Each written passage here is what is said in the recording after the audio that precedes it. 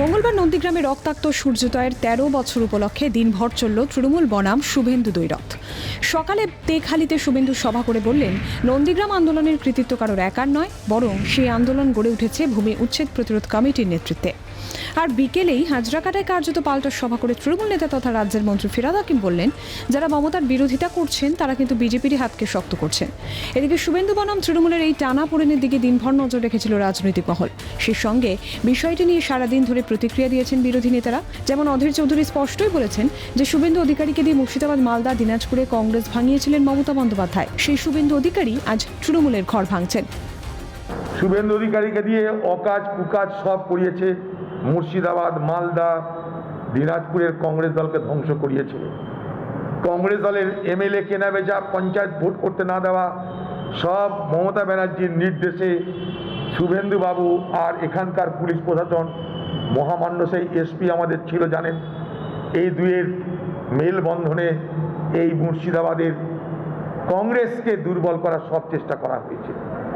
আজ যে শুভেন্দু বাবুকে মমতা ব্যানার্জি কংগ্রেসের ঘর পুড়িয়ে দেওয়ার জন্য ব্যবহার করেছিল, আজকে সেই শুভেন্দু বাবু মমতা ব্যানার্জির তৃণমূল নামক স্বাদের ঘর জ্বালিয়ে দেওয়ার ব্যবস্থা করছে। এদিকে কোনো রকম রাগঢাক না করে মুকুল রায় শুভেন্দুর বক্তব্যকে সমর্থনে জানিয়ে বলেছেন, নন্দীগ্রামের আন্দোলনে প্রথম দিকে তৃণমূলের কি ভূমিকা ছিল আর শুভেন্দু সেখানে কি ভূমিকা রেখেছিলেন। নন্দীগ্রামে কোনোদিনও তৃণমূল মাঝ সখা করতো না, সভাটা শুভেন্দুই করত। আজকে আবার হঠাৎ করে নন্দীগ্রামে যাওয়ার একটা তাগিদ পেয়েছে তৃণমূল কংগ্রেস, তাই তারা আলাদা করে সভা করতে যাচ্ছে। এবং এটা একটা আজকে যাচ্ছে, কাল যাবে কিনা আমার সন্দেহ আছে। রাজ্য রাজনীতিতে যখন শুভেন্দুর দল বদল নিয়ে জল্পনা চূড়ান্ত, তখন বিজেপির রাজ্য সভাপতি দিলীপ ঘোষ জানিয়েছেন, শুভেন্দু বিজেপিতে আসতে চাইলে তখন ভেবে দেখা যাবে। এখনো জানি না, এলে আমরা ভেবে দেখবো। এদিকে বিজেপির অন্য নেতা নেত্রীরা স্পষ্টই জানিয়েছেন, শুভেন্দু অধিকারী বড় মাপের নেতা, তিনি বিজেপিতে যোগ দিলে খুশি হবেন তারা।